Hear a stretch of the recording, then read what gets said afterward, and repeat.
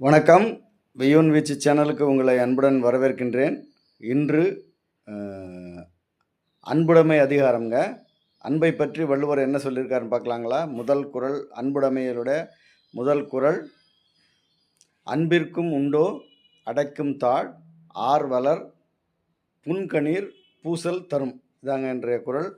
இதற்கு பொருள், அன்பை தாழிட்டு அடைக்க முடியாது, அடைத்து வைக்க முடியாது. அது எப்படி இருந்தாலும் வெளியில் வந்துடும் அப்படின்னு சொல்கிறாருங்க.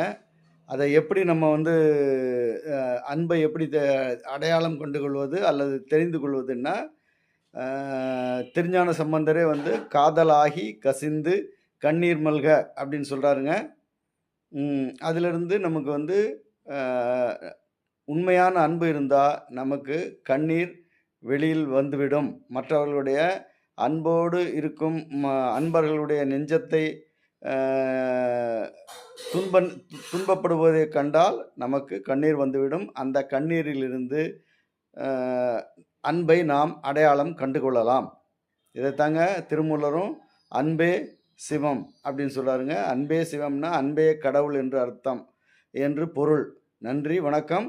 உங்களுடைய கருத்தை கமெண்டில் பதிவிடவும்.